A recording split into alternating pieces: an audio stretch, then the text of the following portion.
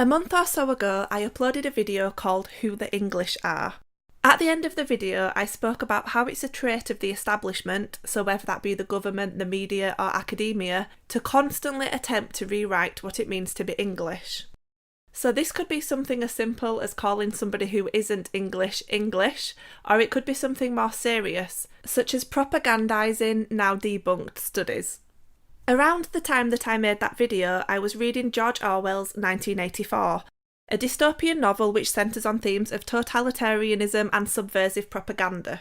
One part of the novel which really stood out to me was how the protagonist, Winston Smith, worked at the Ministry of Truth, a government department which forges and rewrites documents, newspapers, books and films so that any past statements which have been made agree with the current doctrine of the government.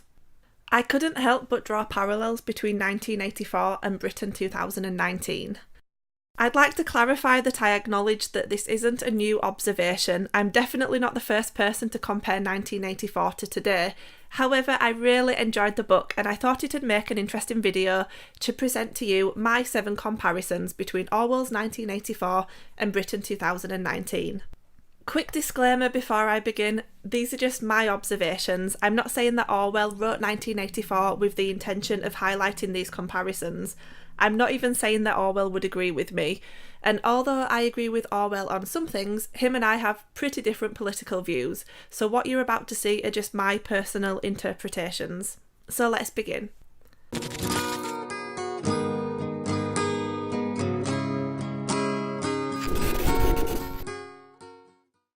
Comparison 1 is the comparison which I gave in the intro to this video, the constant rewriting of Britain's history to match the current narrative. We're told that we've always been a nation of immigrants, so that we can't complain about the levels of immigration and the demographics of today. But we haven't always been a nation of immigrants.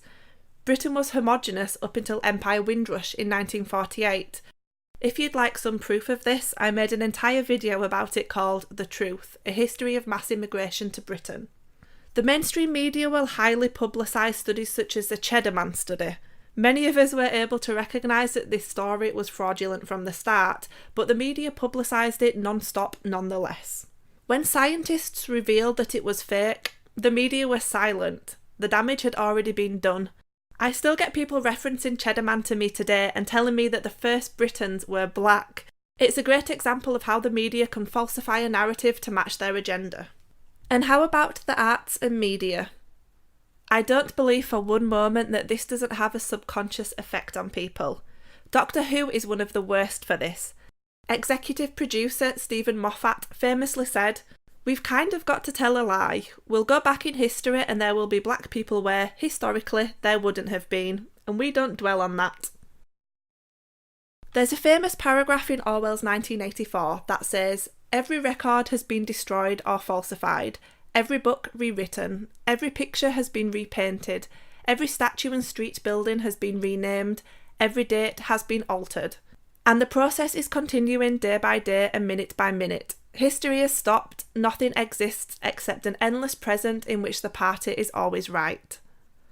My favourite line, however, is the line just after that. "I know, of course, that the past has been falsified, but it would never be possible for me to prove it." At the moment, we still have old books, video footage and museums that prove that the establishment lie. We have the elderly who have first-hand experience of their lies. But for just how long can this be guaranteed? 1984 takes place in a nation called Oceania, which is ruled by a totalitarian government called the Party. The Party has 3 slogans, which are written above Winston's place of work, the Ministry of Truth. These slogans are, "War is peace, freedom is slavery, and ignorance is strength." The fact that these are clearly contradictory slogans, yet they are written above the Ministry of Truth, makes things even stranger, and brings to our attention the notion of the Orwellian term doublethink, what Orwell describes as, "Doublethink means the power of holding 2 contradictory beliefs in one's mind simultaneously and accepting both of them." How can war be peace? How can freedom be slavery? And how can ignorance be strength? Or how about diversity is our strength? What does that even mean? That people who are widely different work better together than people with shared customs and values? How does that even make sense? Or how about Islam is a religion of peace? Aye, alright then. Or let's take it up a notch.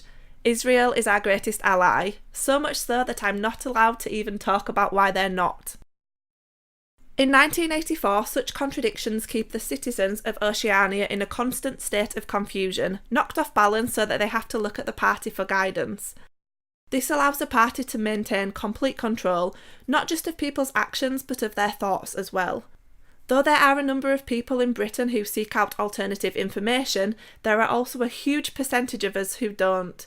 A huge percentage of us who believe what the government and the media and academia tell us. A huge percentage of us who parrot these mainstream talking points without ever seeking proof and without ever questioning what they actually mean. Another comparison related to language is the concept of another Orwellian term, newspeak, a language created by the party which consists of limited words and restricted grammar. The idea being that less words being available means restricted thought and a lack of free will for the citizens of Oceania.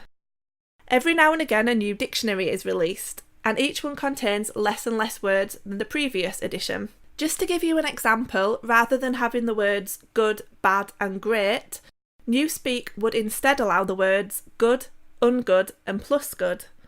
Instead of using the words alive and dead, you instead have person and unperson being somebody whose existence has been purged from public and private memory. Newspeak reminds me of how the allowed vocabulary often changes in Britain to keep up with the current PC narrative.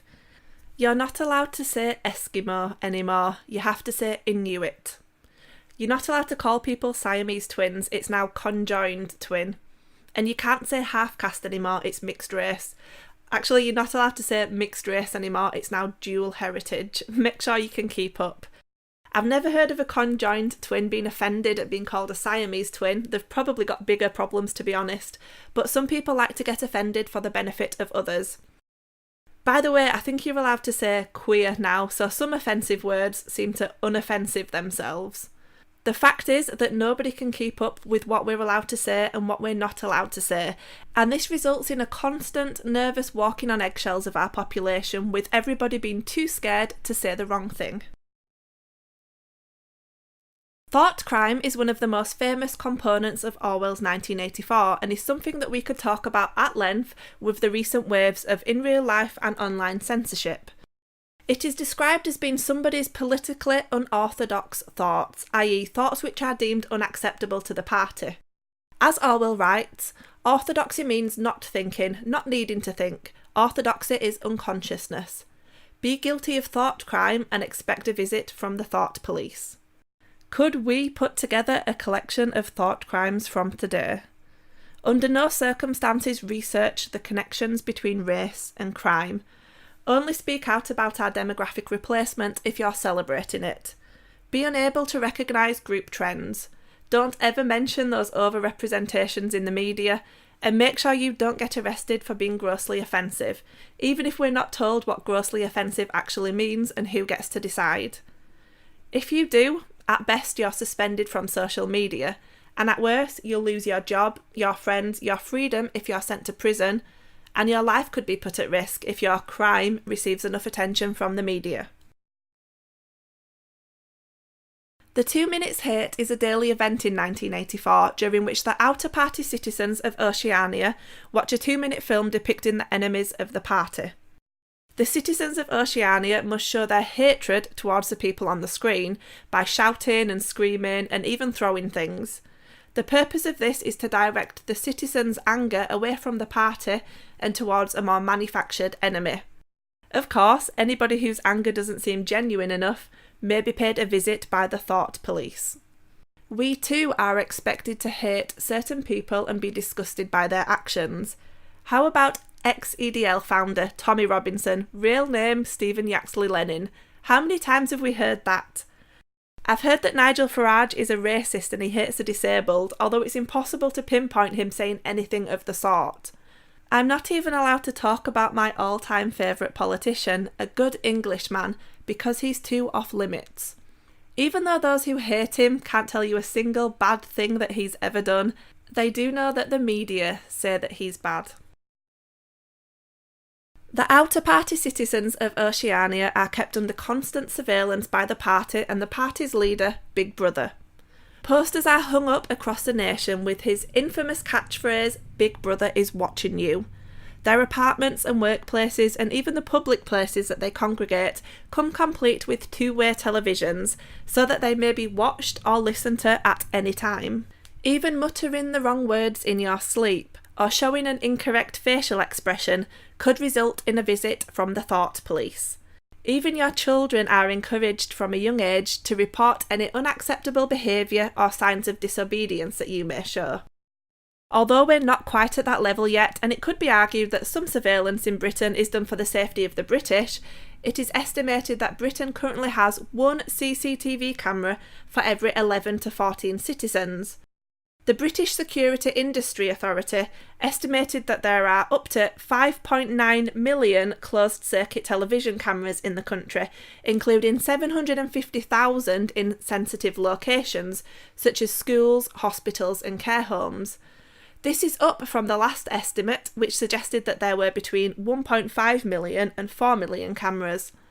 Let's not forget that this is on top of your online footprint, where the internet stores pretty much everything that you've ever said, your social media accounts which spy on you, and your new gadgets such as Alexa, which keep track of what you're getting up to at home. If there is hope, wrote Winston, it lies with the proles. I've mentioned the outer party members of Oceania so far, but I haven't yet mentioned the proles. Whereas the outer party members make up approximately 13% of the population, the proles, short for proletarian, make up around 85% of the population, the final 2% belonging to the inner party members.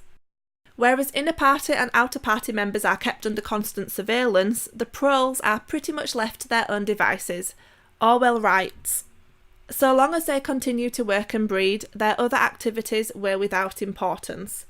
Left to themselves, like cattle turned loose upon the plains of Argentina, they had reverted to a style of life that appeared to be natural to them, a sort of ancestral pattern, heavy physical work, the care of home and children, petty quarrels with neighbours, films, football, beer, and above all, gambling, filled up the horizon of their minds.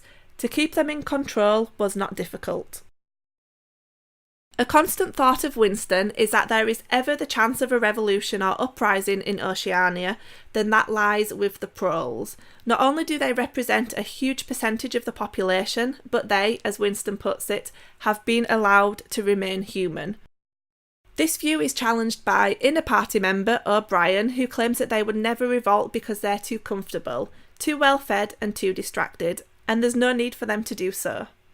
This brings me to my final comparison. I believe that the single biggest issue that we face today is our changing demographics and the path that we're on, which will lead us to becoming minority populations within our own homelands. Of course, there are a number of incredible people who speak out about this, but there are also a huge percentage of people who are either completely unaware of what is happening, who say they don't care, or who, despite all contradictory evidence, deny it's even happening.